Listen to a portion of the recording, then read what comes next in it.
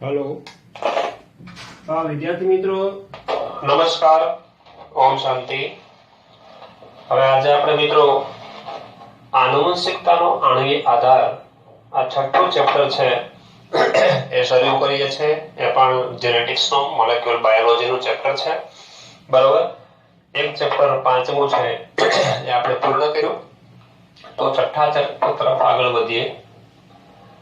તો પ્રશ્ન છે પહેલો, આનુવંશિક દ્રવ્ય એટલે કે જનીન દ્રવ્ય વિશે માહિતી લખો। તો જનીન દ્રવ્ય કોને કહેવાય એના વિશેની સામાન્ય માહિતી જોઈએ। તો મેન્ડલના સમયમાં કારકો કે જે આનુવંશિક ભાતનું નિયંત્રણ કરે છે તેના વિશે કોઈ સ્પષ્ટતા ન હતી। એટલે મિત્રો કારકો જેને આજે આપણે જનીનો કહીએ છીએ કે આધુનિક વિજ્ઞાન જેને જનીન કહે છે, એ જનીન એવો શબ્દ મેન્ડલે નહોતો આપ્યો। મેન્ડલ જેને કારકો કહેતા એ આજના જનીનો છે કે જે આનુવંશિકતાનું નિયંત્રણ કરે છે, બરાબર। પણ એના વિશેની કોઈ સ્પષ્ટ રજૂઆત મેન્ડલ નહોતા કરી શક્યા। 100 વર્ષો પછી એટલે કે ત્યાર પછી 100 વર્ષ પછી અનુમાનિત જનીન દ્રવ્ય વિશેનો ખ્યાલ આવ્યો કે મોટા ભાગના સજીવોમાં આ આનુવંશિક દ્રવ્ય ડીએનએ છે, એટલે કે ડીઓક્સી રિબોન્યુક્લિક એસિડ છે। તો એ જનીન છે, મેન્ડલ જેને કારક કહેતા એ વાસ્તવિક જનીન છે અને મોટા ભાગના સજીવોની અંદર આનુવંશિક દ્રવ્ય તરીકે ડીએનએ છે, એટલે કે ડીઓક્સી રિવર્સ ન્યુક્લિક એસિડ છે એવો ખ્યાલ આવ્યો। ન્યુક્લિક એસિડ ન્યુક્લિયોટાઇડનો પોલિમર છે, એટલે કે ન્યુક્લિયોટાઇડના અણુઓ એકબીજા સાથે જોડાય આ ન્યુક્લિયોટાઇડનો અણુ છે, બરાબર। તો આવા ન્યુક્લિયોટાઇડના અસંખ્ય અણુ જોડાય ત્યારે ન્યુક્લિયોટાઇડનો એક પોલિમર પદાર્થ બને છે, પોલિમર બને છે, ન્યુક્લિયોટાઇડની શૃંખલા બને છે જેને પોલીન્યુક્લિયોટાઇડ કહેવામાં આવે છે। તો આ પોલીન્યુક્લિયોટાઇડની શૃંખલા છે, બરાબર, એ ન્યુક્લિક એસિડ તરીકે વર્તે છે, એટલે કે ન્યુક્લિક એસિડ છે વાસ્તવિક રીતે ન્યુક્લિયોટાઇડનો પોલિમર છે।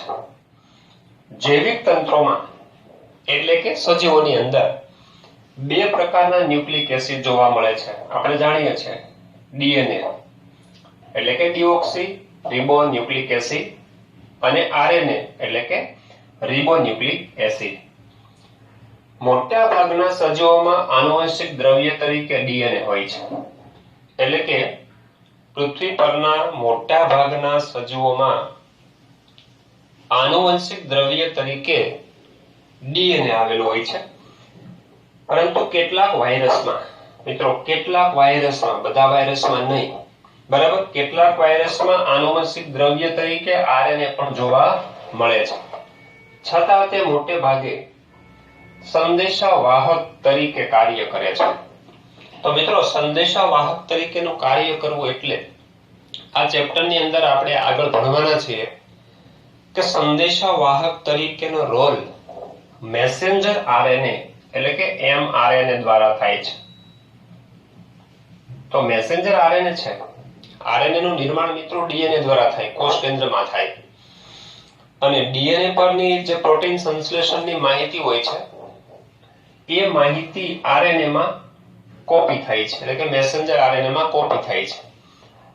આ માહિતી છે કોષ કેન્દ્રમાંથી કોષ રસમાં રિબોઝોમ પર આવે છે અને એ માહિતી અનુસાર રિબોઝોમ પર એમઆરએનએ દ્વારા પ્રોટીન એટલે કે ઉત્સેચકનું સંશ્લેષણ થાય છે।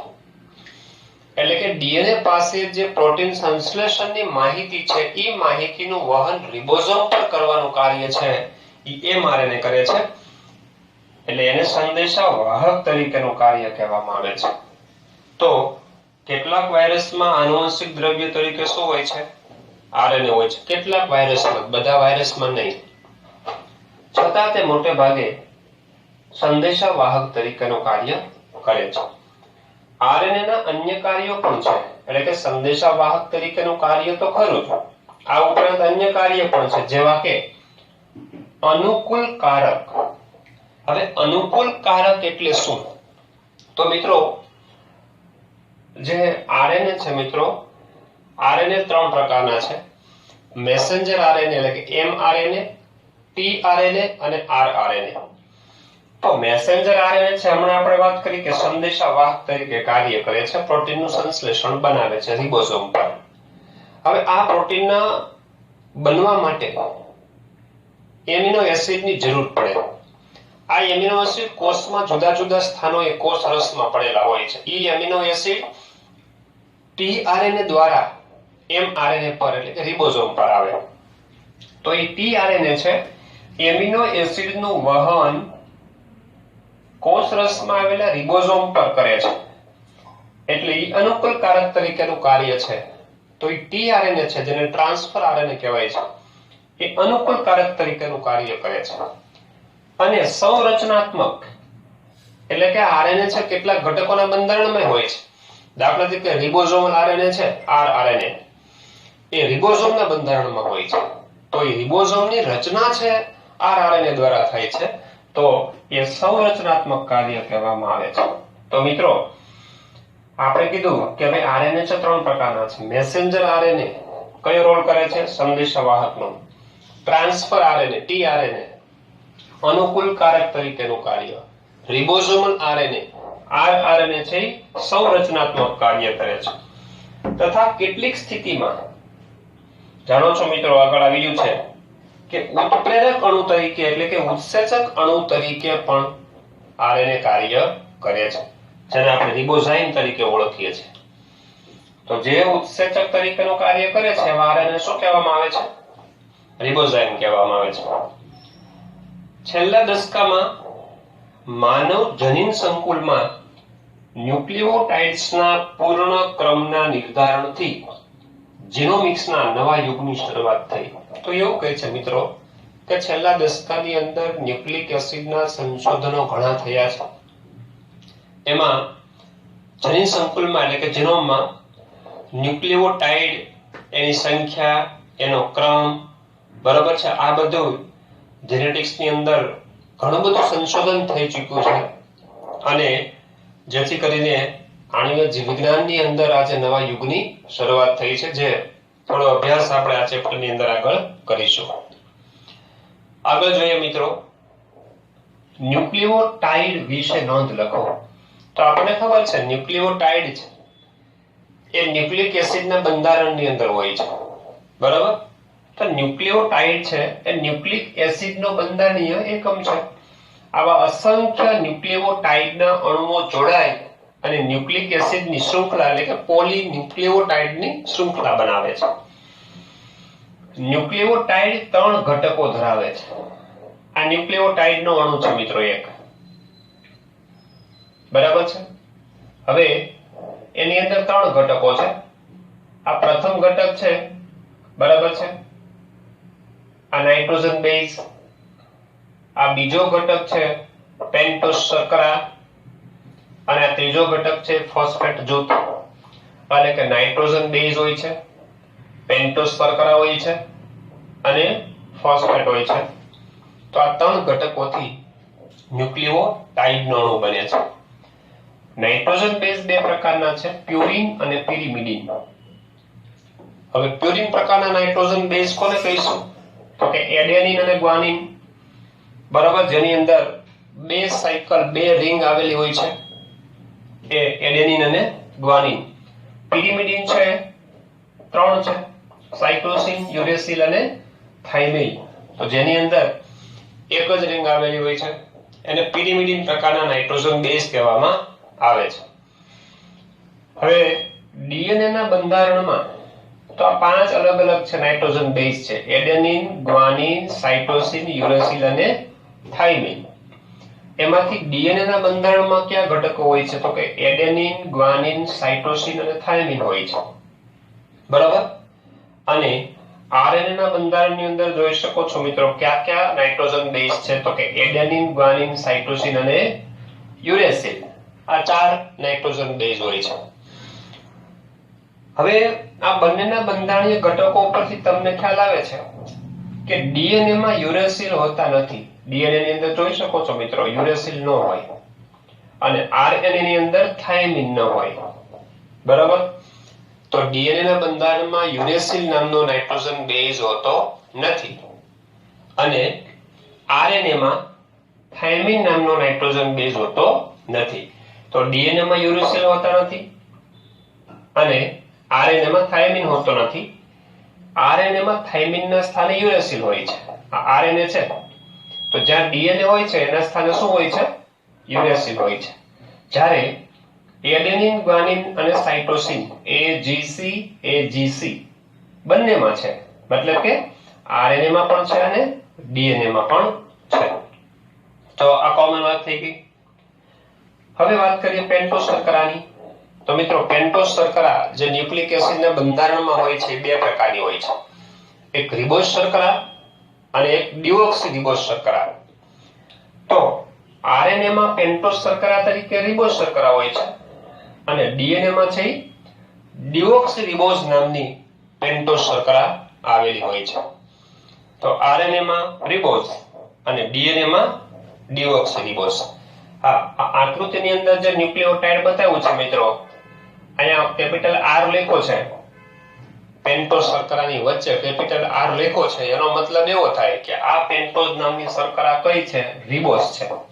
અને જો એ ડિઓક્સી રિબોઝ હોય તો એને આ ડીઆર તરીકે દર્શાવાય. આનો મતલબ થાય એ ડિઓક્સી રિબોઝ નામની શર્કરા છે. તો ડીએનએ ના બંધારણમાં ડિઓક્સી રિબોઝ હોય અને આરએનએ ના બંધારણમાં રિબોઝ નામની પેન્ટોઝ શર્કરા આવેલી હોય છે. આગળ વાત કરીએ નાઇટ્રોજન બેઝ પેન્ટોઝ શર્કરાના પ્રથમ કાર્બનના OH સ્થાને.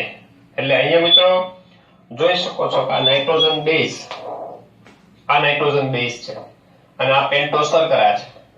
હવે પેન્ટોઝ શર્કરાનો આ પ્રથમ કાર્બન છે, આ બીજો કાર્બન, આ ત્રીજો કાર્બન, આ ચોથો કાર્બન અહીંયા આવશે અને પાંચમો કાર્બન, ફિફ્થ કાર્બન અહીંયા આવશે. તો નાઇટ્રોજન બેઝ છે, આ નાઇટ્રોજન બેઝ છે. પેન્ટોઝ શર્કરાના પ્રથમ કાર્બનના OH સમૂહ સાથે, એટલે અહીંયા પ્રથમ કાર્બનનો OH સમૂહ આવે. ઈ OH સમૂહ સાથે આ નાઇટ્રોજન બેઝ છે ઈ કયા બંધથી જોડાય? N ગ્લાયકોસિડિક બંધથી જોડાય છે. N ગ્લાયકોસિડિક બંધથી જોડાય અને ન્યુક્લિયોસાઇડ બનાવે છે. અને ન્યુક્લિયોસાઇડ, હા, આ ફોસ્ફેટ ને આપણે થોડી વાર દૂર કરીએ છીએ.